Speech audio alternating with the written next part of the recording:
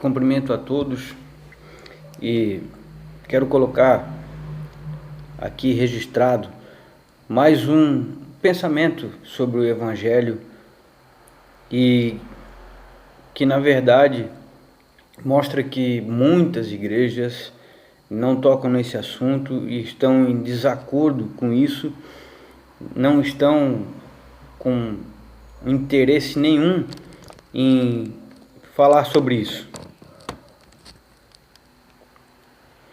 Porque isso simplifica muito toda a história e tudo que alguém precisa saber para tocar a sua vida religiosa e espiritual. Quando eu digo religiosa, eu digo religada com Deus, através do único mediador que é Cristo. Porque Maria não nos leva a lugar nenhum, ela faleceu já, não ressuscitou como Cristo, não vive como Cristo vive nos nossos corações, vive eternamente. Aí a gente crê que nós também vamos viver para sempre. Então esse mediador é Jesus. Jesus, ele é o executor dos planos de Deus. Você consegue perceber essa organização na Trindade? Que Deus é o Pai, ele é o elaborador, é Ele que faz os planos, é Ele que tem as ideias, vamos dizer assim, Ele é o eterno, Ele é o maiorzão da Trindade. E Jesus é o executor desses planos. Jesus ele vem fazer as coisas que o Pai pensou, que o Pai planejou. E o Espírito Santo, para nós ele se apresenta, ele sempre aparece como um consolador e um convidador, né? Então, o que eu digo que as igrejas em geral, elas não estão tocando muito nesse assunto? O fato de que não compete a ninguém de nós querer dizer quando Jesus vai voltar, se está próximo a sua vinda ou não. Próximo já estava, Jesus já dizia que estava próximo quando ele estava aí de carne e osso para ser pregado na cruz. Paulo, Pedro, os apóstolos, todos diziam que estava próximo à vinda do reino de Deus. E a gente também crê que está próximo. Mas a relação de tempo que a gente faz para os nossos compromissos humanos é que é totalmente da relação que Deus faz da eternidade. Ele está na ausência do tempo. Conhece muito bem a nossa forma de calcular o tempo, mas ele não está nem aí para isso tudo. Que hora é, que dia é, de que mês que é, de que ano que é, de que era é, não importa nada para Deus. Tudo isso que está acontecendo, o que vai acontecer, tudo que já aconteceu, faz parte de um plano que Deus fez muito antes que alguém pensasse na ideia tempo. E então é isso que vai simplificar, vai fazer com que a gente consiga entender um pouco mais a proposta de Deus e que deixa pacificado em nós a fé, a certeza de que nós não precisamos saber nada do porvir. Por mais que hajam profecias na palavra de Deus, mas você pode notar que nenhuma delas pode ser alterada. Se Deus, como ele fez uma vez, dizendo para Pedro, até o fim do dia me negarás 3 vezes, e Pedro não conseguiu mudar aquilo, e não tinha como mudar, porque senão faria de Jesus um mentiroso. Então as profecias, elas não vêm nos instigar a tentar isso ou aquilo, mudar, fazer com que não aconteça. Tem uma profecia que diz que o anticristo governará e uma turma descobrir antes quem que é esse cara para tentar anular ele. Aí faz de Deus um mentiroso, porque Deus disse que ele governaria. Se você descobrir quem é o anticristo, coloca em cima de um palanque aí, com um megafone, uma aparelhagem de som violento, deixa ele falar tudo que ele quiser, que é para que esse tempo acabe logo. Não vai aí querer postergar esse tempo onde o pecado está aí para todo lado, que se não fosse abreviado ninguém suportaria. Então, existem algumas pessoas e contar a Deus também, e dizendo que fazem isso em nome da fé, quando tentam calcular esse tempo, essa volta de Jesus, ainda que Jesus tenha dito que não vai saber, não compete a ninguém saber das coisas, dos tempos e épocas que Deus reservou a sua própria sabedoria. E dá até para a gente entender, conforme texto bíblico, que talvez nem Jesus saiba disso. Não vamos entrar aí numa discussão que se eles todos são um só, então se o Pai sabe, Jesus também sabe, mas o fato é que alguém que tinha fé em Deus, com autoridade para escrever texto bíblico, ele escreveu que nem o Filho sabe, né? Então, quando a gente fala de competência, eu quero deixar aqui um exemplo que vem da seara jurídica, mas que todo mundo vai entender, apesar de ser uma seara seleta, vamos dizer assim, mas todo mundo já teve alguma experiência ou ouviu a história de alguém que teve que abrir uma ação judicial. Como é que isso acontece? O juiz, quando passa no concurso para ser juiz da magistratura, ele tem que ter experiência na advocacia, ele tem que ter passado num dos concursos mais difíceis que já se conheceu, né? Uma prova escrita, prova oral, enfim, uma série de critérios. Aí ele passou, então ele está capacitado.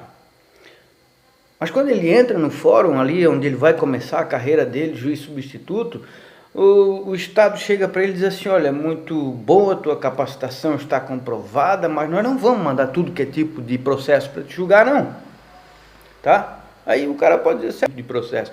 Só os processos da vara do crime. Só vai se tratar de crime. Porque é o que a gente está precisando aqui. Na vara da fazenda pública já tem um monte de juiz. Na vara civil também já tem um monte de juiz. Enfim, aqui não chega processo do trabalho. Tu vais tratar só com o penal, porque tem muito crime acontecendo e pouco juiz para julgar. Então tu vai ficar no penal. A gente se administra assim e pronto, a tua competência é do crime. Feito isso, o cara começa a receber ali estelionato, furto, roubo, tráfico de drogas, tudo que for crime, ele vai começando a receber e vai julgando. De repente alguém pega e abre uma ação de dano moral, por exemplo, em vez de escrever lá, excelentíssimo senhor doutor juiz de direito da vara civil, da comarca do lugar tal, ali assim, o cara se engana e escreve ali, excelentíssimo senhor doutor juiz da vara criminal, e manda para o fórum. O fórum distribui para a vara do crime, chega lá, o juiz olha, mas isso aqui é um caso de dano moral? Isso é da competência do juiz da vara civil. O que está fazendo aqui na minha mão? Ele pode julgar aquela causa? Pode, porque ele é capacitado para julgar. Ele deve julgar aquela causa? Não, por quê? Porque ele não tem competência para julgar causas.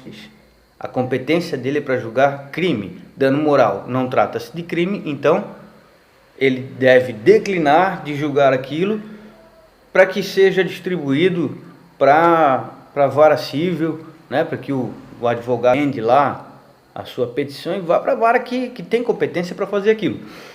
Basicamente seria isso. A pessoa que tenta adivinhar a volta de Jesus, ela está tentando fazer isso. É da competência de um departamento da mente de Deus calcular o dia da volta de Jesus. Mas ele pensa assim: não, eu sei fazer conta, eu vou calcular também. Vou usurpar ser igual a Deus e vou fazer esse cálculo. Aí ele se desgraça ali em calcular, e ainda consegue chegar num resultadinho que dá daqui a 5 anos, 10 anos. Uma balela. Não compete, pode até ter capacitação, mas não tem competência para fazê-lo. Então não vai fazer. Não vai fazer. E para que Deus não seja transformado num mentiroso, quando alguém conseguir, pela sua capacidade, fazer o cálculo, ele já impede que o cara sequer consiga calcular, por mais competência, por mais capacidade que tenha. Então o que a gente consegue ver disso tudo? Só para fechar, e a gente vê que não dá. Ninguém vai transformar Deus num mentiroso e adivinhar o dia da volta de Jesus. Ninguém vai. Por quê? Porque você vê que o que a Bíblia fala sobre a criação é que Deus criou tudo que criou em 6 dias e no 7º descansou. Ele criou, estava a terra sem forma e vazia.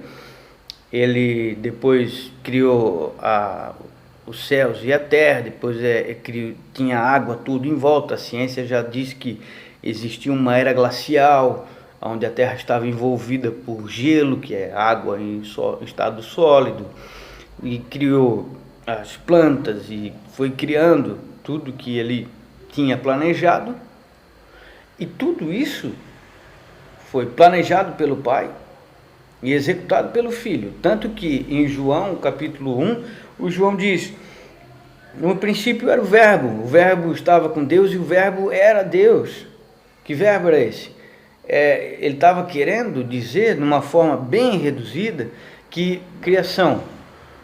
E ele dizia: haja luz. Esse verbo que transformava o plano em realidade já era o próprio Jesus, que ainda não tinha o nome de Jesus, vamos dizer assim. Então, do primeiro dia para o segundo dia, teve milhares de anos. Aí Deus criou as plantas, milhares de anos sobre a terra. E Deus criou tudo que foi aparecendo ali no Gênesis 1. Lá no 5º dia, criou o réptil.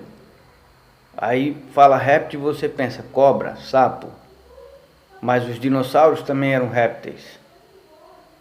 E criou-se o dinossauro, extinguiu-se o dinossauro. A ciência diz que os dinossauros viveram sobre a Terra sobre milhões de anos e virou para o dia 6º. Talvez tenham sobrado aí alguns dinossauros, que o Viatã e o Behemoth, não importa. O que importa é que cada dia da criação, milhares de anos.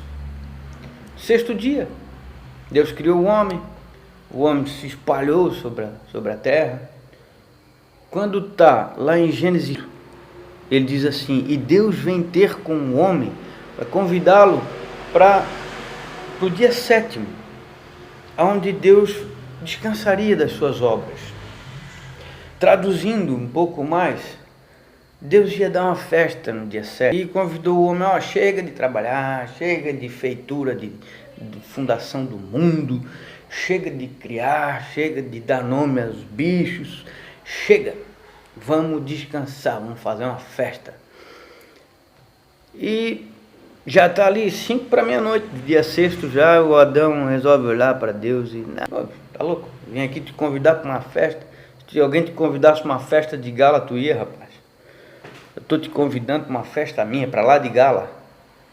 Tu vai negar? O Adão dá uma de melo, né?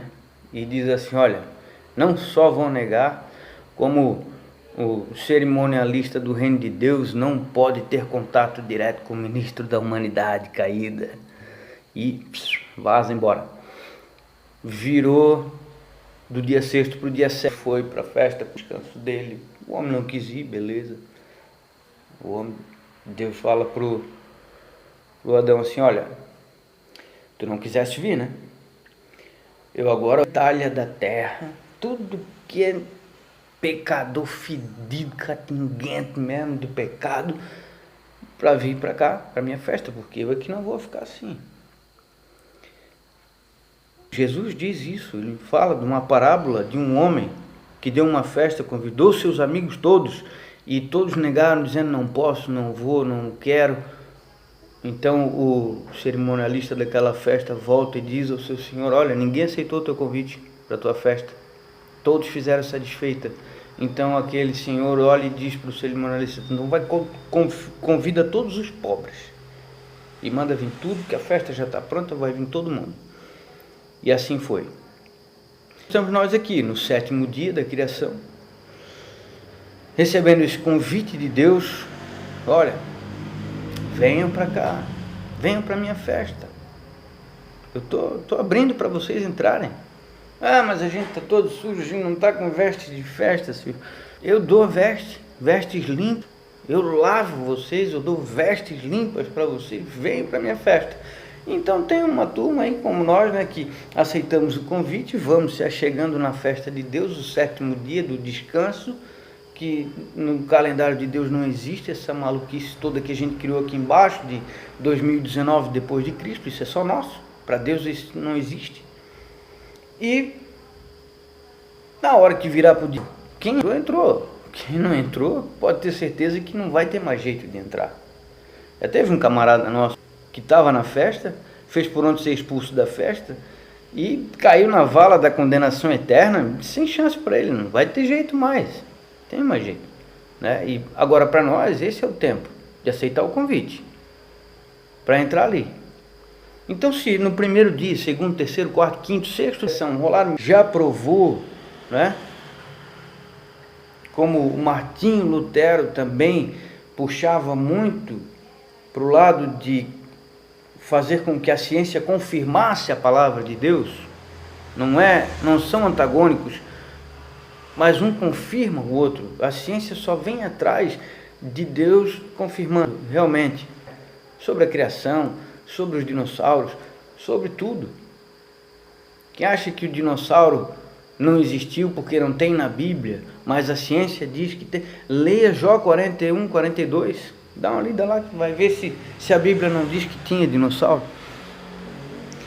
Então, acreditar que o 7º dia da criação, que foi do Gênesis 3 e 8, e ainda não acabou, tem mais 6.000 anos mais ou menos de 7º dia, que ele vai acabar agora em 2020. Se o primeiro, segundo, terceiro, quarto, quinto e sexto dia da criação tiveram milhares de anos, eras, estavam dentro de um dia daquele. O 7º dia vai ter 6.000 anos. Né? Já tentaram dizer que era no ano 2000, 2012, 20.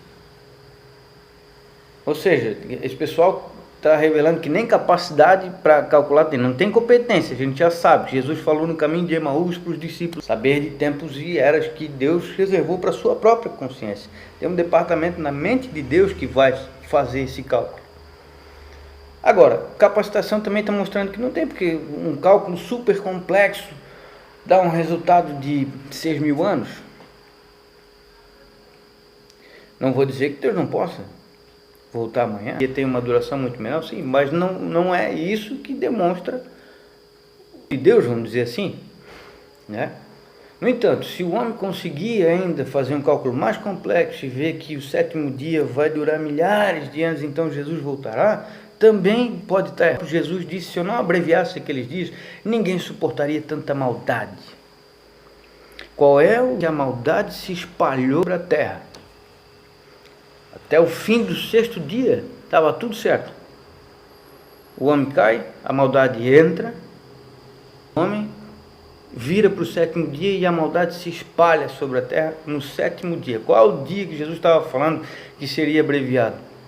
O 7º dia. Então, se você ainda conseguir fazer esse cálculo de milhões de anos que dura o 7º dia de Deus, você vai ter que depois fazer o cálculo da abreviação desses dias, que também vamos desistir dessa ideia de querer ganhar dinheiro dizendo eu recebi uma revelação da volta de Jesus, essa revelação foi me contada por alguém que traz um mentiroso, que disse que ninguém saberia e agora eu sei, né? Então isso é balela.